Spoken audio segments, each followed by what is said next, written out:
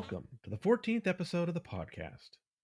This is your proprietor, Tony Ortega, coming to you from an undisclosed location deep inside the interior of the Earth's crust, otherwise known as the underground bunker. Thanks to the intrepid work of Tampa Bay Times reporter Tracy McManus, we learned this past week that Scientology continues its old tricks in Clearwater, the Florida city whose downtown was taken over by the church in a surreptitious takeover 45 years ago.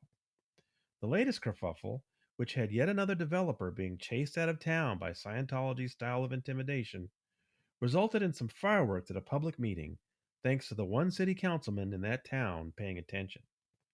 So we thought we'd invite that city councilman on this program, not only because of the vital work he's doing in Clearwater, but also because he happens to be an old friend. Mark Bunker, city councilman, Clearwater, Florida. What a privilege it is to have you on the podcast. How are you doing, sir? I am doing great and I'm happy to be here. Thanks so much for the invitation. Well, you and I go way back, and maybe we should revisit a little bit of that for those few people who may not be familiar with you. I seem to remember first hearing your name when I was with New Times Los Angeles around like 1999 or something. Does that sound? Did you talk to the right into the folks there at the paper or something? Well, I'm not exactly sure how we made first contact, but that would have been about the appropriate time. I started looking into Scientology in '98 and was too afraid to put my name out there. So on Alt Religion Scientology, the news group, I was Ben Wog, and then ultimately, in honor of Hubbard's degree, I changed my name to Dr. Benjamin Wog. And it wasn't until the middle of '99 when Scientology finally found out who I was and came to picket at my home that I went public. So you may have uh, contacted me or heard about me for the first time around then. I think the first time I heard your name, it was because I think you were actually critical of something my editor had said about you or whatever. But Oh, anyway, I think I heard about you before we actually first started talking. But then, of course, just a couple of years later, I was writing about Tori Chrisman for New Times Los Angeles because she had come out in a really dramatic way from Scientology and had then hooked up with the folks at Lisa McPherson Trust. And you had gone over to Florida from Southern California to be involved. And what I remember about those days was that it was a fairly early internet still, and you had this ability to get video online when that wasn't the easiest thing in the world like it is today. right.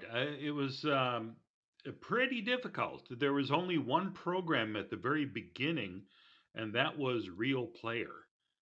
And the quality of that was terrible. QuickTime came out almost immediately afterwards, but at that point you couldn't stream QuickTime; you had to download it. Wow. It was a little bit better quality, but just for the ease of use, I went with Real Player. So for a few years, that was the method I used to get video out. And starting in '98, I would have people contact me and send me tapes from all around the world to digitize and put online. And I didn't have my own website at that point, so I would share them with folks overseas, and they would put them up on their website. Uh, Andreas put some up at Xenu.net, of course, and oh man, Roland was the other Right. person who was getting the videos out there.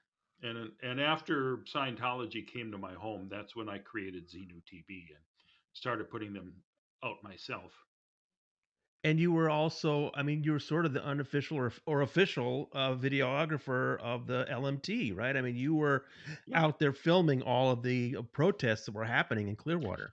Yeah, it took me a year to get over my fear. I remember the first time uh, people came to LA that I was aware of was in '98, and I wanted so much to meet these folks, but I was deathly afraid after all of it, I read about Scientology. So I remember just getting a bag full of duplicated videos I made for them, and driving over to L. Ron Hubbard Way, seeing a critic, and handing them the bag of videos and saying, if you all want to get together and watch some videos tonight, these are terrific, and then sped away.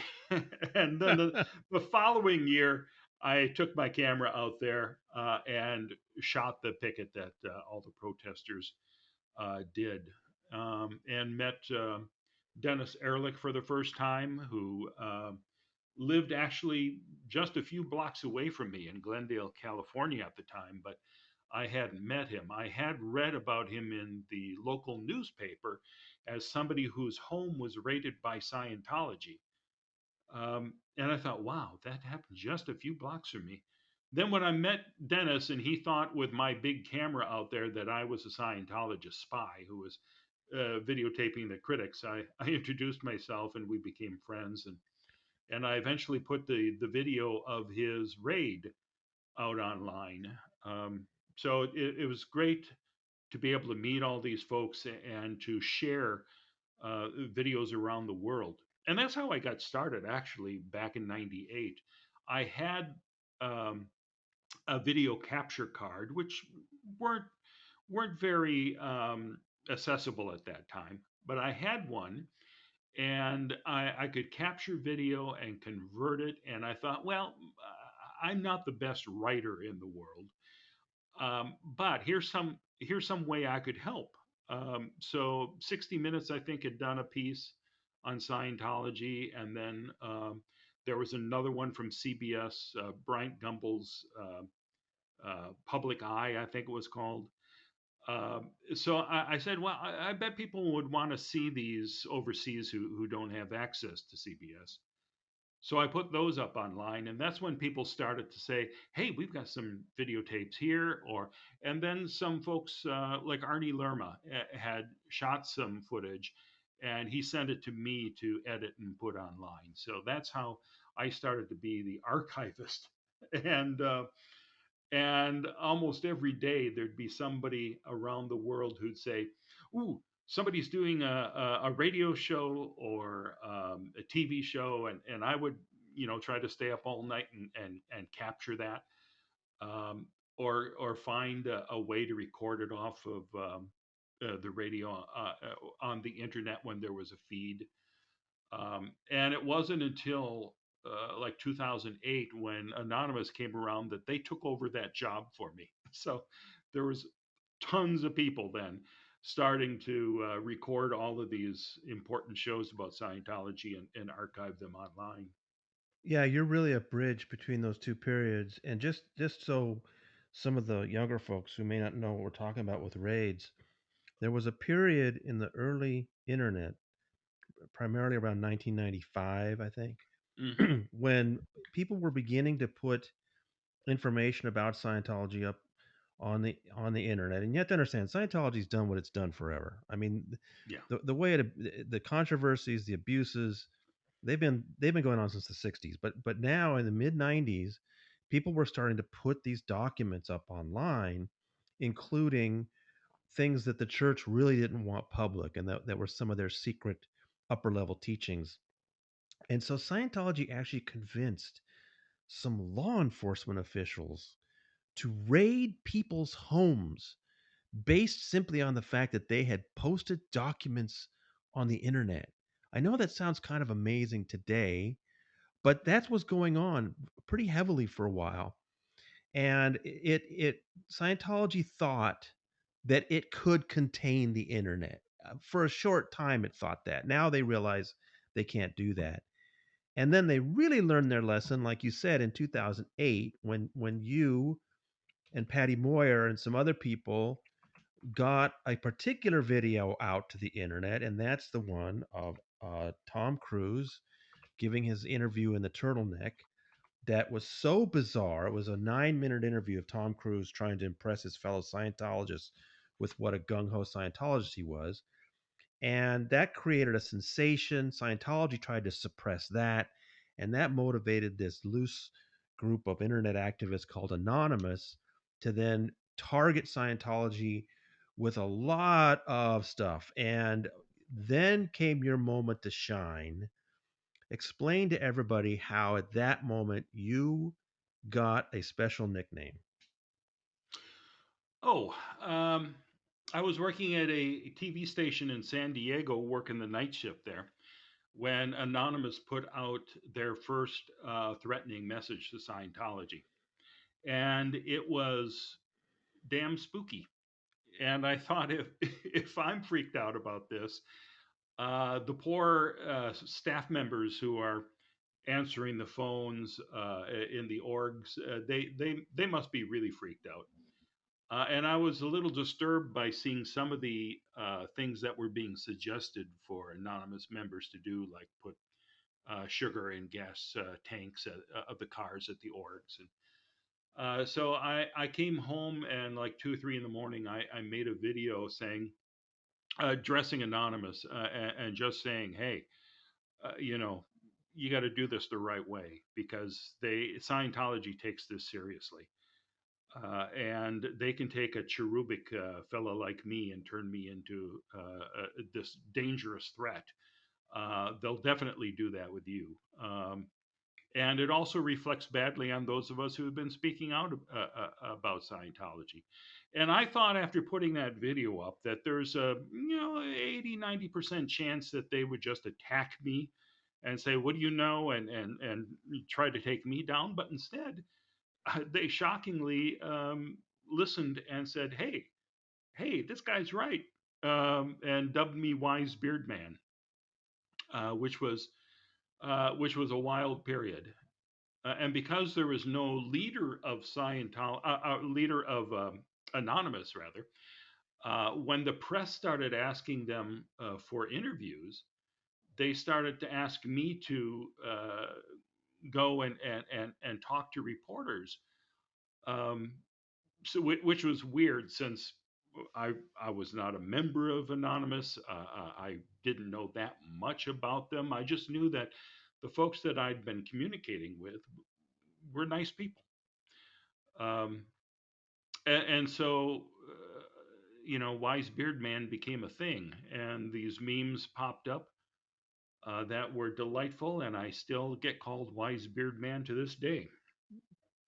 It was a great period because Anonymous was an amazing phenomenon, and the in real life protests were inspiring. But there really was a benefit to these thousands of people paying more attention to Scientology's abuses. And I've said this before, that it provided cover for people who may have been too afraid to come out before. And, there was just a whole bunch of new books that came out at that time from people who had left Scientology because, with Anonymous bombarding Scientology with protests and research and online stuff, it really made it safer for former Scientologists to come out. And it really was an important thing that you had told them, look, do this right, do the Gandhi approach. It's peaceful demonstration. Don't no vandalism or anything like that. And I just think it was an important turning point in the history of Scientology and making people aware of it. You are absolutely right, and I interviewed several people who came forward at those anonymous protests to tell their stories. So it was a great positive. And for those of us who had been doing protests in person at the orgs, if we're lucky, we would have maybe 50 people show up. And suddenly, on one day, the first day they protested in LA, there were, I don't know, like 2,000 people there, and thousands of people in cities all across the world and even people in small towns. It was amazing to see the reach, and it had to knock Scientology for a loop. Um, but very inspiring to see what came from that. And it was part of a trifecta, I think, of incidents at that point that really made a huge difference in Scientology's future.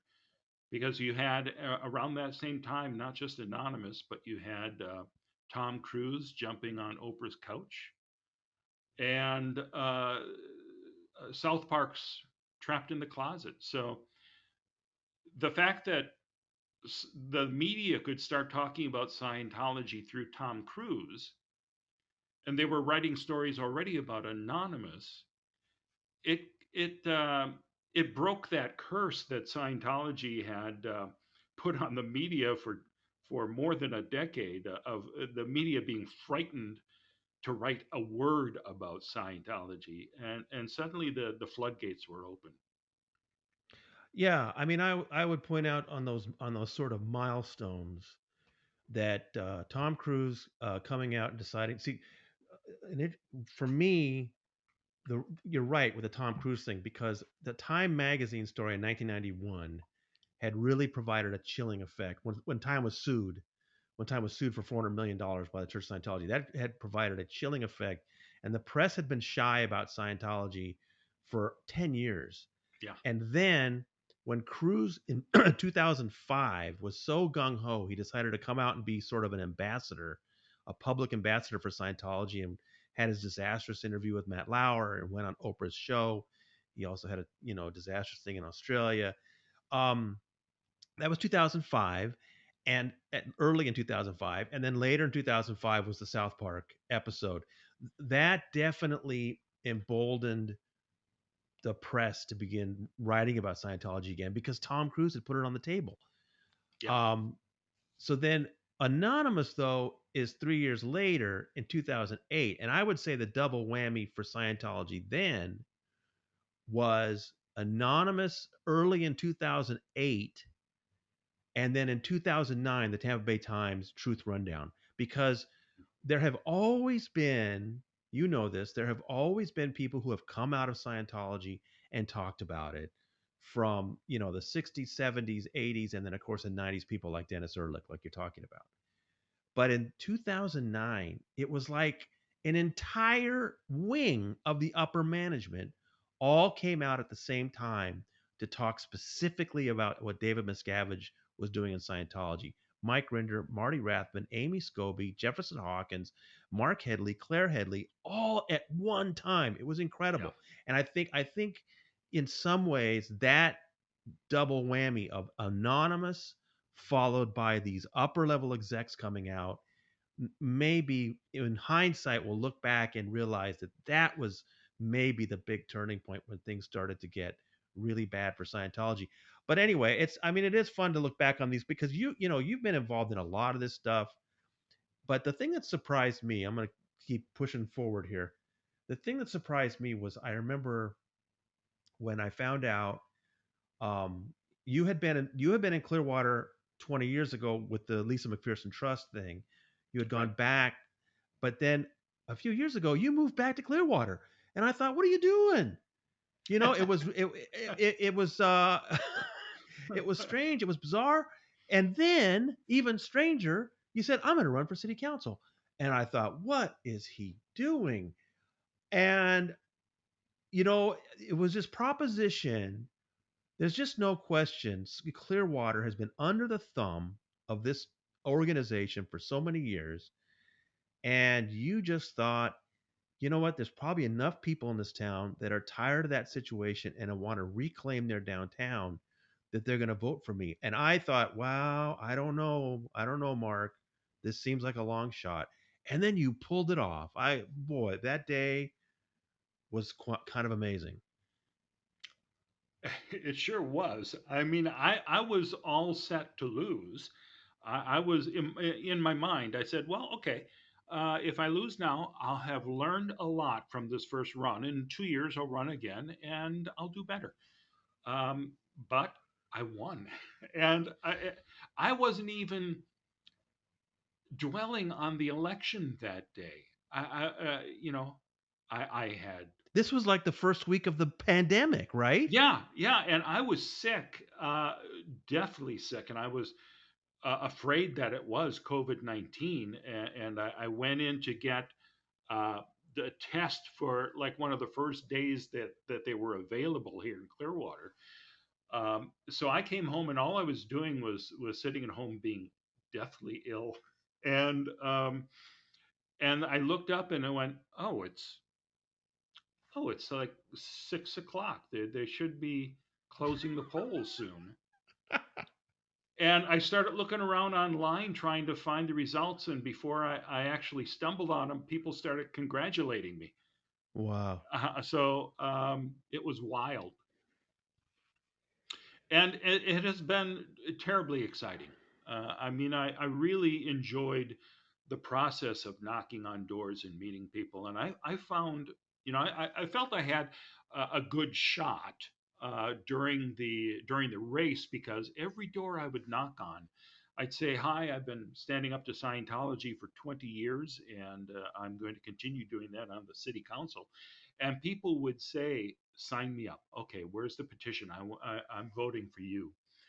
Um, there was only one door which was not receptive, and that was a guy who had been a Scientologist forever. And so he was a little pissed at me, and I said, "Well, I hope I can still count on your vote." And unfortunately, I didn't get him, but it was a great experience. And I've really enjoyed being a part of the process here in the city. Not just taking on Scientology, which of course is what's most enjoyable, but to have a say in the future of the city and different aspects of it. It's been exciting. Well, let's go over a little bit of the background on that, and then I definitely want to talk about what's happening recently.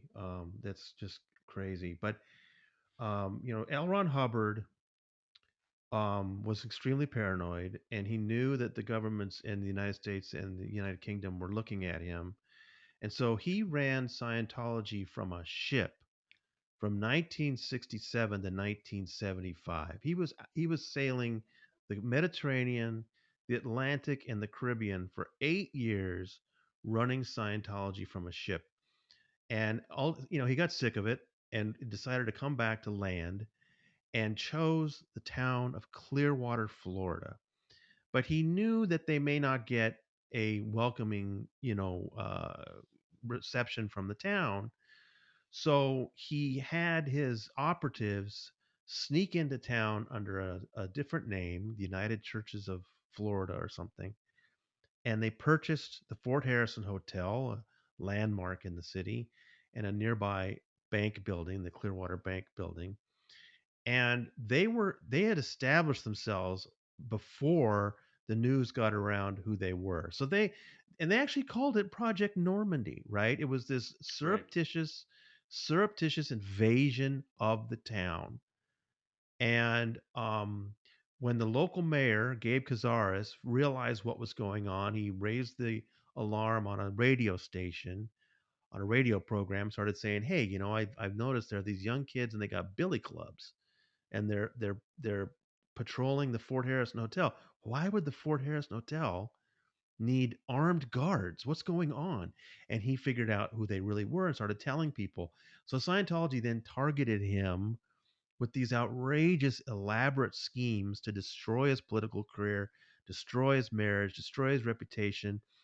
That all came out a few years later after the FBI raided Scientology. So from the very beginning, Scientology's relationship with Clearwater was entirely antagonistic and about taking over control.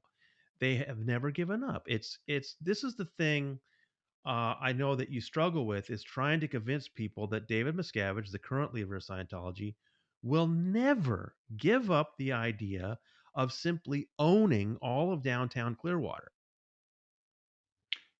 Yeah, it's very frustrating that the the city government bounces back and forth. For the longest time, they they were standing up to Scientology, and then they kept them at a distance. Uh, and when I was here in 2000 and 2001 with the Lisa McPherson Trust, um, the city's main goal was to keep Scientology off the front page of the paper. And we made that difficult because there'd often be stories about the clashes between Scientology and the LMT, as we called it. Um, oh, here's something that really shocked me when I came to town because I knew the history of Clearwater. Back in 1980, when I was living back in Wisconsin, I saw the 60 Minutes piece about the Clear takeover, um, and so that was on my radar. Um, so when I came to town, I thought, well, I'm going to be helping the community, and one of the first things that happened is we, as a group, went to the Martin Luther King or the MLK breakfast back in 2000, and also at the breakfast was the chief of police at the time, Sid Klein, and a lot of his lieutenants.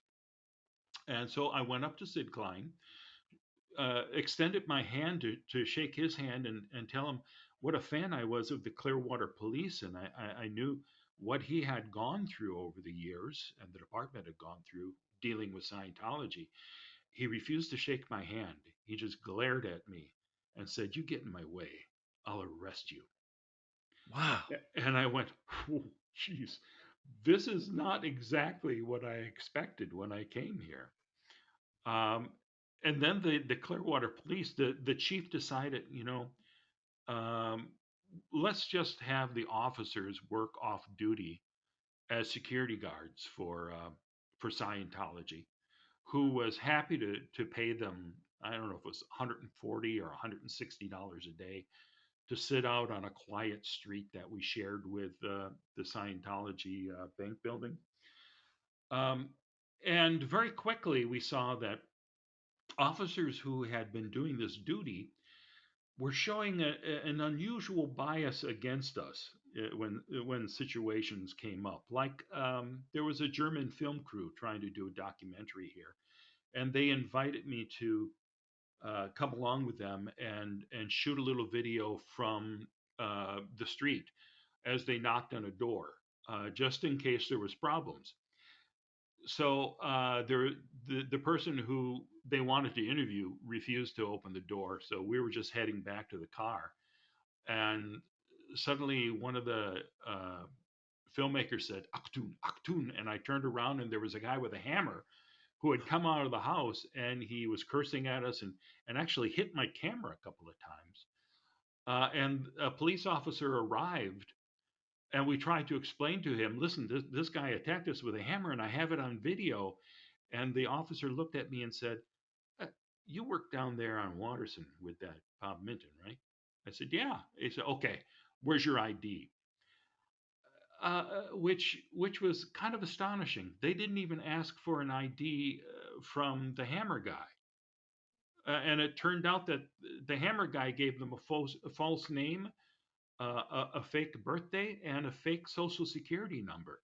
And it was only uncovered because that night the local one of the local TV stations ran footage of the hammer attack, and at the end of the story, the anchor said, "And Scientology says they have no idea who this gentleman is."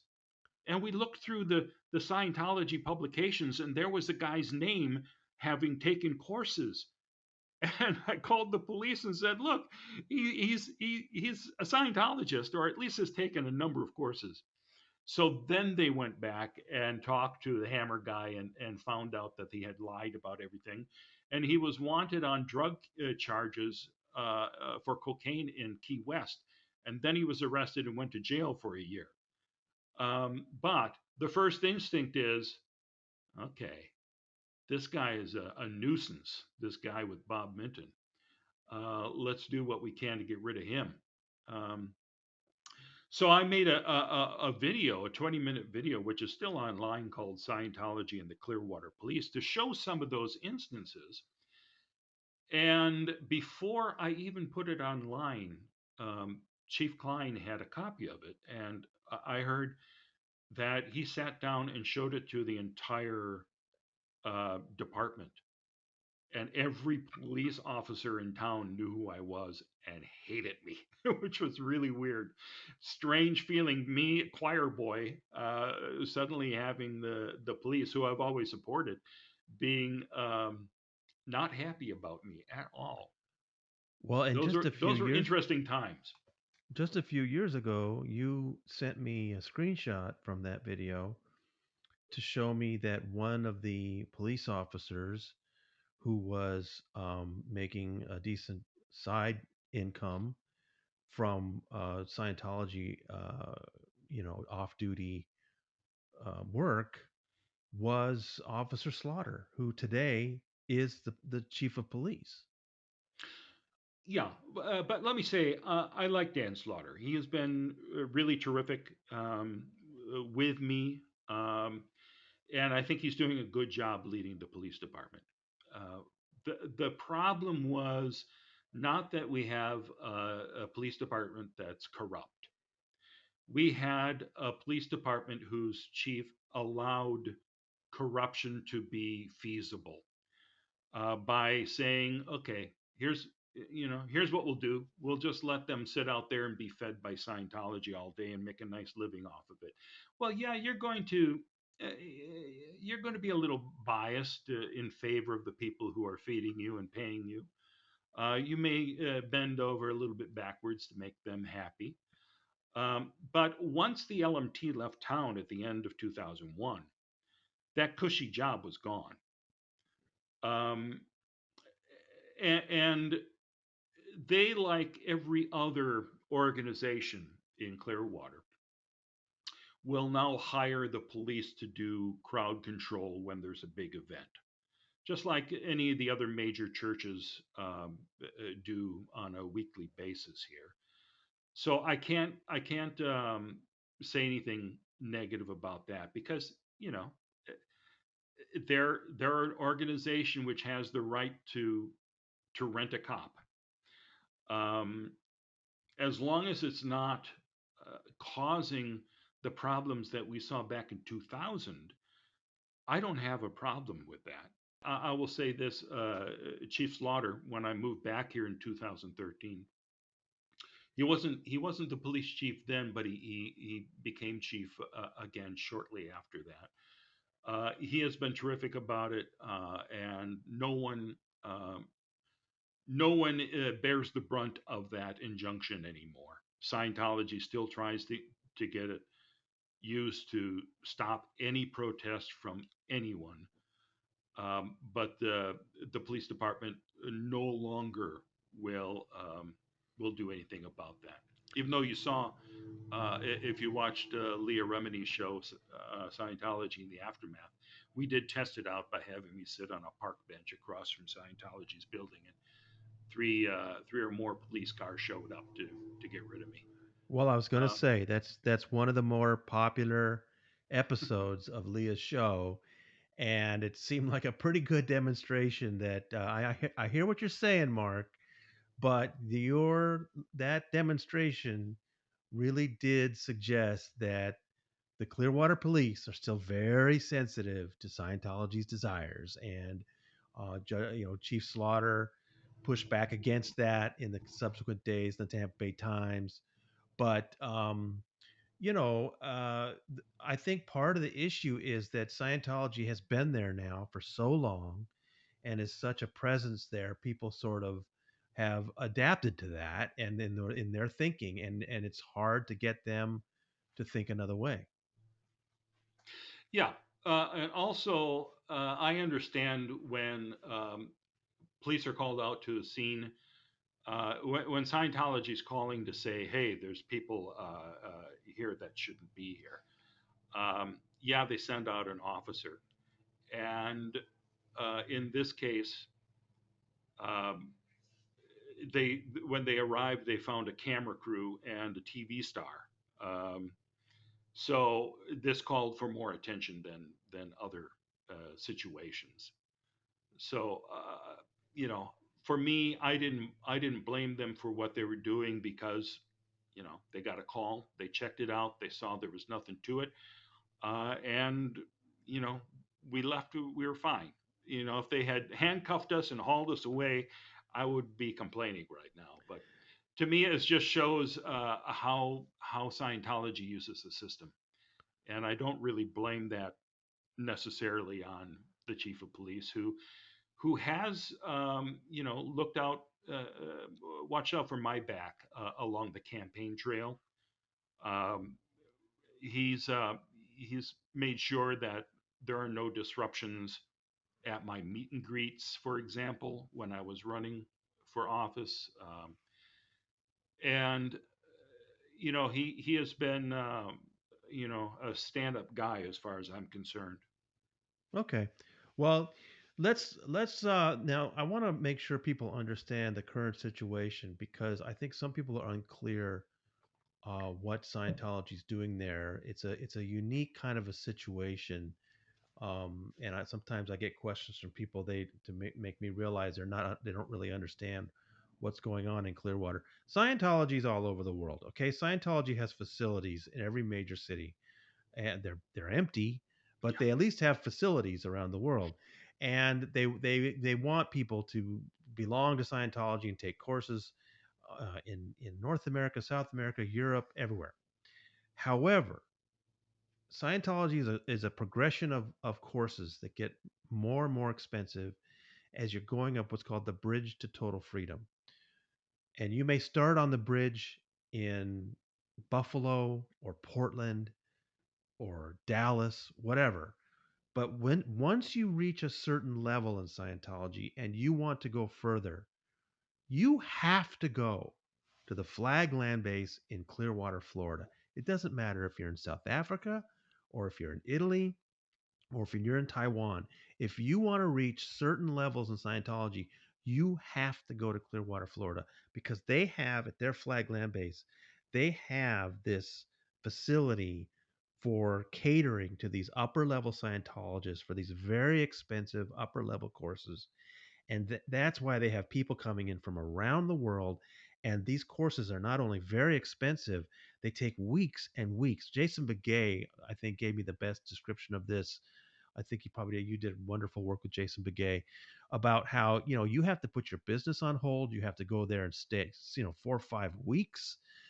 You're paying for very expensive lodging and food and everything during that time, and then you may go because you want to do L11 or some other upper level arcane thing, but first, you're going to have to go through weeks of sec checking, security questions, and all this kind of thing. So it's an elaborate thing. It's very insular, and so that's why the flag. What's important about that is the flag land base is not for the public. They don't want you to come there, even if you're curious about Scientology. You don't start there. It's sort of like it's like their graduate school, and they don't want you there if you're not an upper level scientist doing those courses, Scientologist. And then the other thing about it is the financial engine of the entire Scientology world. yeah, With all these upper level Scientologists coming in each week from all over the world, they're bringing in $1 to $2 million a week in that place. And as Mark Headley or Matt Pesh will tell you, that place makes more money in a week than the rest of the Scientology facilities around the world combined. Okay.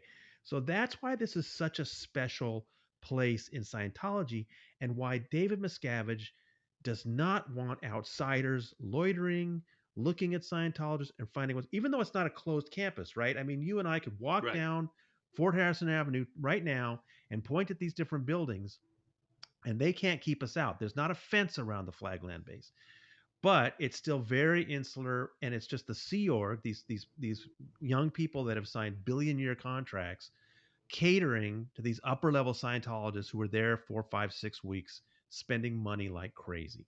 That's the setup. So David Miscavige, the last thing he wants is this what the things you've been talking about of redeveloping downtown, bringing in more tourists, making that downtown more alive, and not just tourists, but people that live in Clearwater, a place for them to go, a park for them to walk in, a place with with some life to it, with venues and restaurants and nightclubs. That's the last thing David Miscavige wants because he doesn't want interference with that financial engine. So that's a situation, isn't it, Mark? And how why is it so hard for the city of Clearwater to compete with that? Well, it is quite a racket. And I think David Miscavige is into racketeering here. And I keep making that point. Um, it's so much easier to say no one's going to help us. We have to try to find a way to coexist with Scientology. And that easy way out is the problem. When people come to downtown Clearwater, I know I got this feeling when I first came here back in '99. It's creepy. Yeah. Um, it's just just a feeling that ooh, this is uncomfortable. But as I when I moved here in 2000 and lived here, it just became my downtown. Um, so that creepy factor is from all the stories that we've heard about Scientology, the fact that they've scared everyone away and the place is deserted. And for decades, the only people you saw walking around downtown were Sea Org members in uniform. First in their naval uniforms, and then the one concession that Miscavige ever made to the city of Clearwater back in the 90s, our then city manager, Bill Horn, um, convinced Miscavige to get them out of those military uniforms, and they switched over to some pastel look, um, and it still was creepy. Now, but now they look like Olive Garden waiters and Yeah, waitresses. yes, exactly. But now they're not even walking in the street because they've opened up the flag building. So uh, most of the reason they had to walk around before was they'd be going from Fort Harrison, for example, to the bank building where they were fed, uh, 3 times a day. Now, pretty much all business is taking place inside the flag building. So the streets are empty for the most part. And we've had some success over the past year of bringing some life back downtown. During the pandemic, we allowed the restaurants to put out tables and chairs on the street. We closed off a couple blocks of the street, and some restaurants have been very successful in the 400 and 500 block, but very limited. If we can get people down here, people get comfortable, um, and they're willing to come back. So what we've been trying to do is get people living down here, because that's the only way you can make any downtown work, is you have people living there who will work there, play there, dine there, um, and fill up those restaurants, get some stores open. We've got a chance now. We have a New York developer coming in, Gotham, who has proposed putting up some major properties on our two bluff properties that we had for sale, still have for sale. The people of Clearwater have to vote yes on a referendum question whether we sell this to the developers so they can put up 600 apartments and a hotel and restaurants and retail, and it's going to be a spectacular thing to have downtown that really will break this 50-year Scientology curse on the downtown. And that is going up with right next to our new refurbished Coachman Park. We're spending way too much money. We're like $85 million into this Imagine Clearwater project, where we're making a beautiful waterfront park with a 4,000 seat amphitheater. So the hope is this is going to bring everyone downtown, and Scientology will be buried. If you wander through Hollywood Boulevard, or you're passing Big Blue on Sunset, it's not necessarily creepy. It's just another component of the wackiness of LA Right. when you're seeing the Scientologists wandering around Hollywood Boulevard. And what I've been trying to explain to people is it's only creepy if you allow it to creep you out. I have found that Scientology is so much more afraid of them than I am of Scientology. Wait a minute. I think I may have I think I know. misspoke I there. think I know what you meant. Yeah, they're so much more afraid of me than I am of them. Like, I will Right. walk Right. down the street, and I can see building after building close their doors, pull the blinds, lock the doors so I can't get in. I've seen security guards trying desperately to get off the street when I'm nearing, and the people inside are going, "No, we can't open the door. No, no." And it's like, come on, guys, just open the door, let them in. I'm not going to do anything. I'll turn my back. It'll be fine. Um, but there's such a panic because, oh my God, there's an SP out there. Um, When do people get a chance? When do the people of Clearwater get a chance to vote on this? this fall, in the fall election, I don't even know what the election day is. But the November. November Uh, election, yeah. okay. Well, and here's some added incentive. If you're from Clearwater and you're listening to this, not only will the people of Clearwater get this whole new set of apartments, hotel, this park is being transformed, but all of it is right up against Tom Cruise's condo. Yes. Tom Cruise. Uh, there's this Mexican Scientologist, wealthy Mexican Scientologist family that bought a bank, an old decrepit bank in downtown Clearwater, and completely refurbished it to put in condos. And Tom Cruise bought the top two floors. He also bought a condo lower down in the building for his mother, who sadly passed away before that was completed. But also in that building, Chris McQuarrie owns a condo. Tom's movie making partner, writer, director, and his sisters have condos. That building is shot through with these celebrity Scientologists, and right now it has this unobstructed view of the intracoastal and then out towards the beach. All this construction Mark's talking about is going to be right down there at the base of that building, so you'll have a chance to hang out right by Tom. So I don't know that he bargained with that when he bought that place, but anyway, that sounds like a great solution, Mark. Yeah, and if we can convince people to vote yes, it's going to work. I'm convinced of that. The plans are spectacular. Back in 2000, when I lived here, the city was ready to give the downtown to an out of town developer for $1 a year for 99 years, and the people voted it down. Wow. Uh, and I remember the day before people went in to vote, the then St. Petersburg Times ran a poll that said 66% of the people felt it would only benefit Scientology, Huh. and 100% of the people who were polled said even if it was redeveloped, they wouldn't come downtown. And I thought, well, those are troubling numbers. I wonder how the developer feels about this. And man, they didn't like me asking that question. Um, I don't think that's going to be the case this time.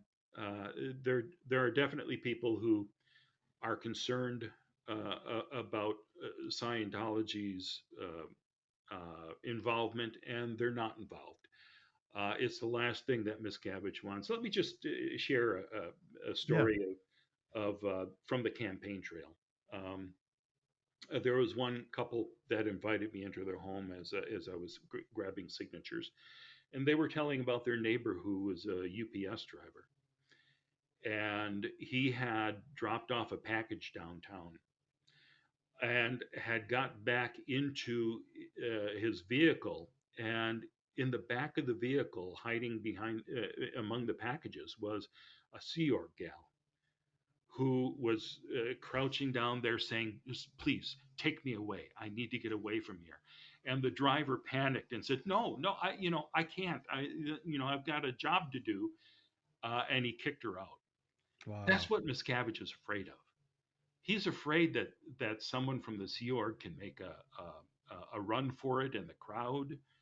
That he doesn't have control over every single inch of the downtown.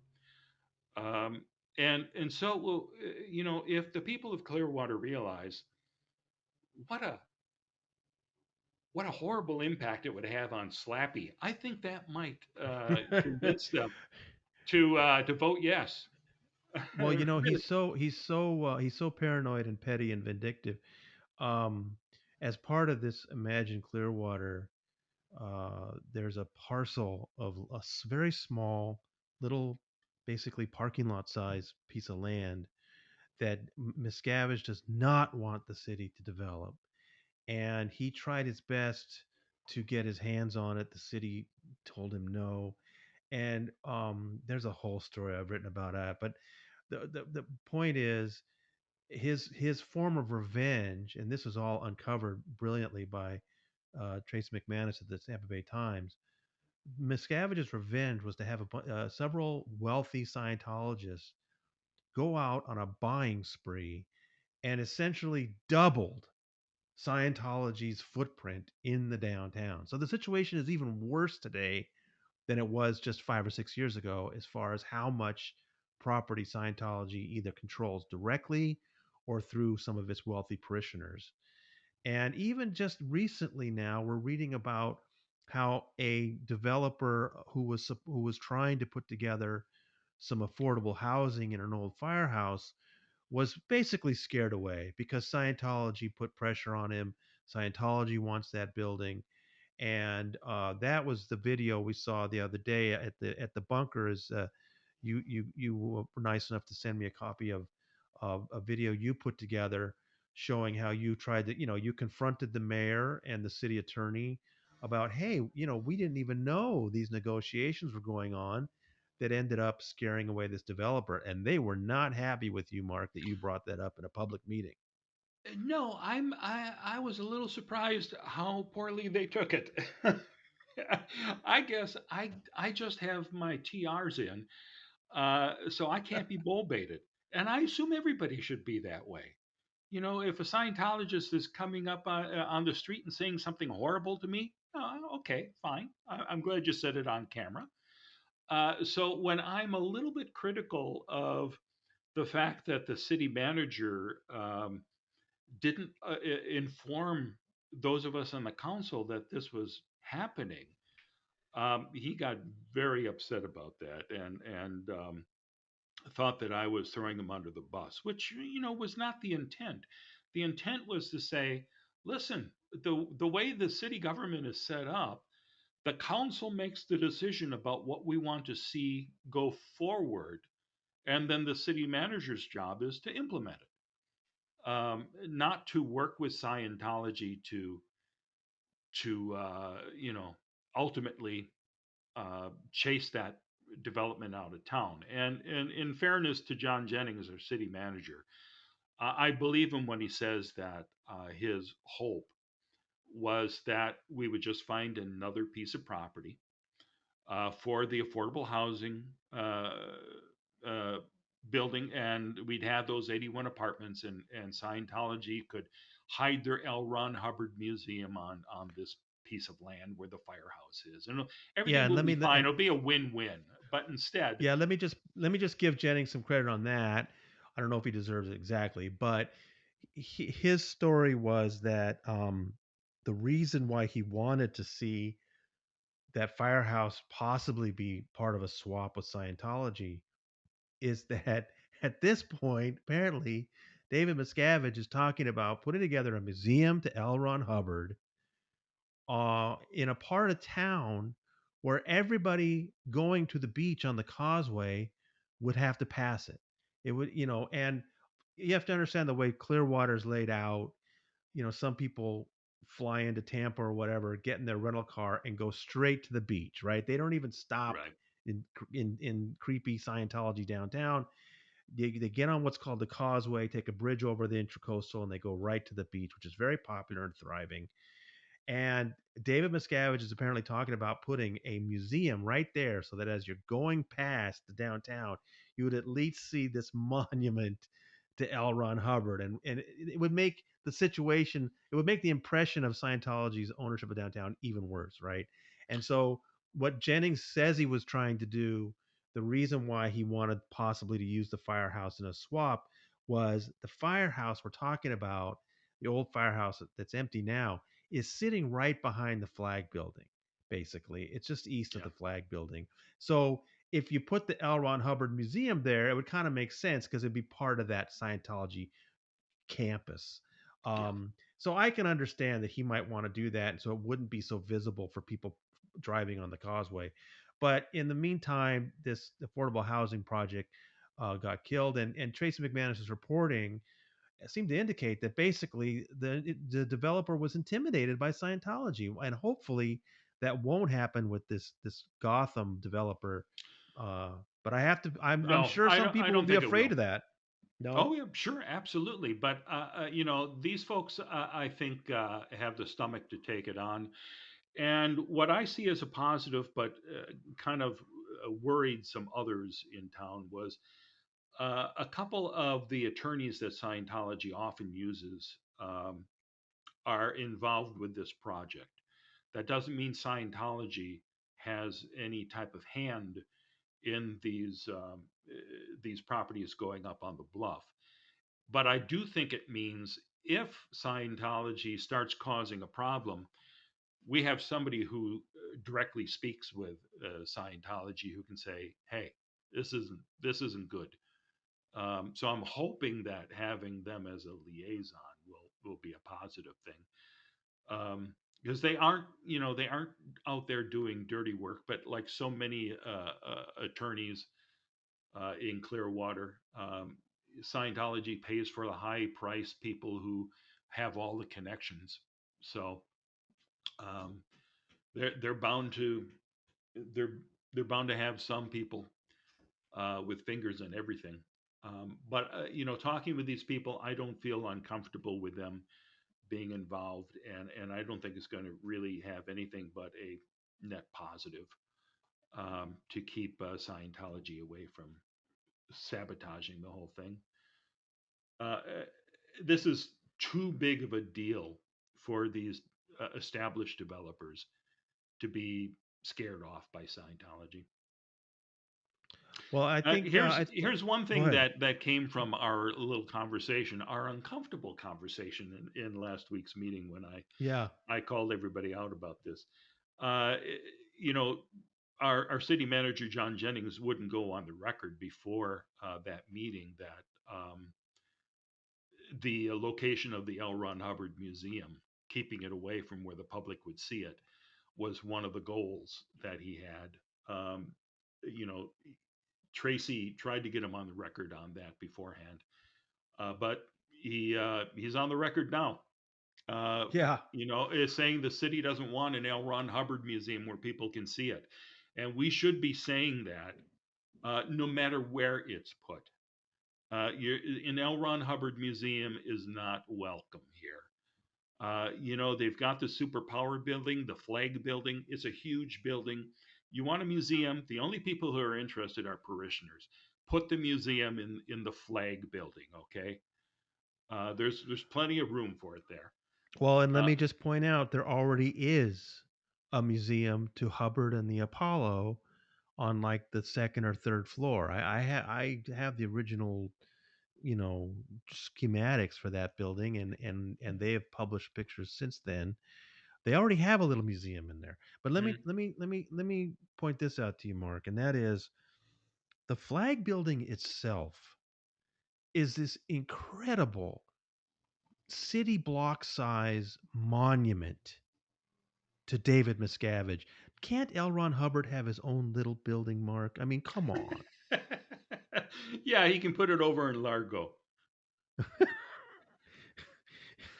Well, look, I think I really like your idea that, look, Scientology owns half the downtown. They're not going anywhere. But, put the other stuff in, and it's more like Hollywood. It's alive. Okay, the Scientologists Right. are there, but, Right. you can point your finger at them and laugh. Big deal. Yeah. I like that. That's cool. Um, but I also want people to understand. I've been watching you obviously since you got in there, and I just really admire your equanimity, the way that you are so open and accepting of other people.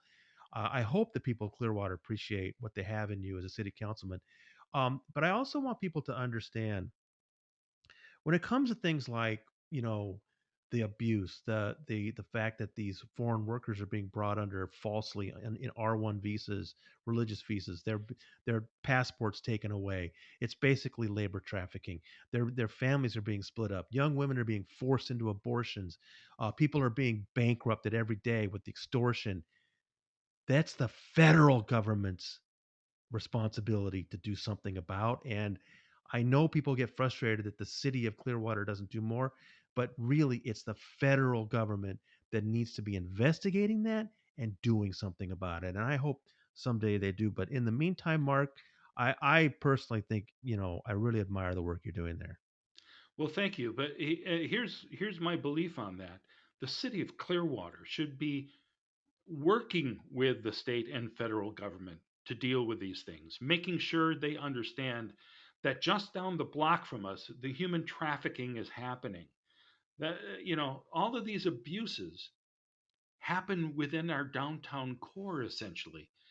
And the fact that we turn a blind eye to it is the most frustrating thing possible.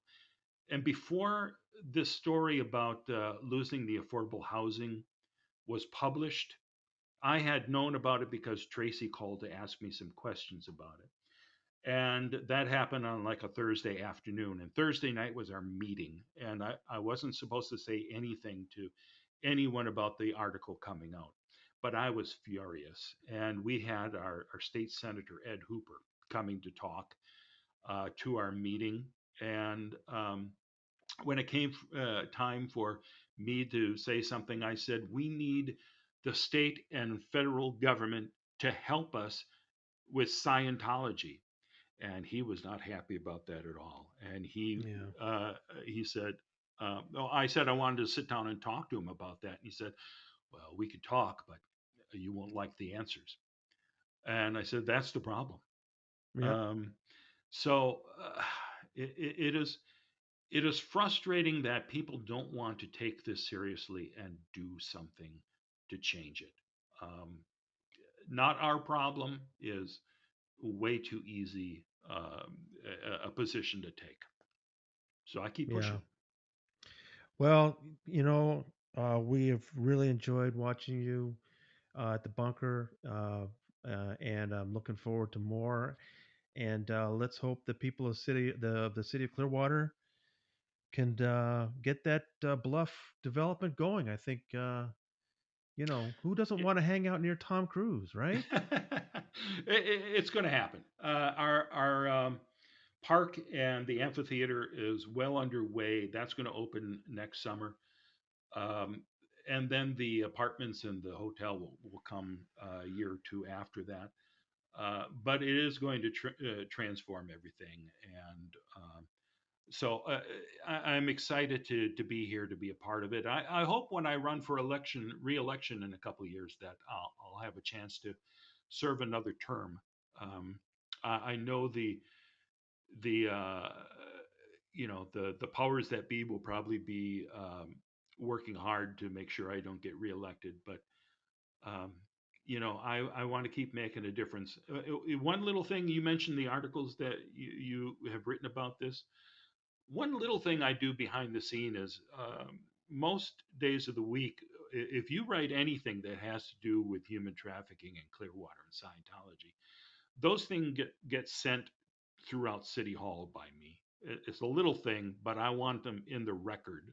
I want everyone to see and read these. And when people do public records requests, they'll all pop up.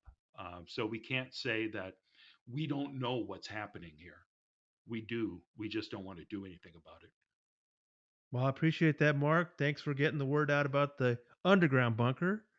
And it's always a pleasure to check in with Mark Bunker, the wise beard man.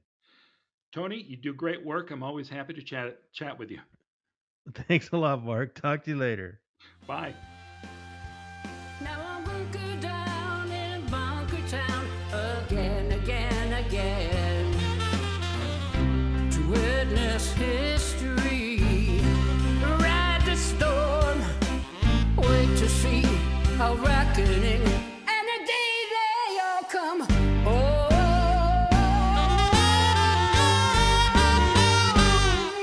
but I'm hunkered down in Bunker Town again, again.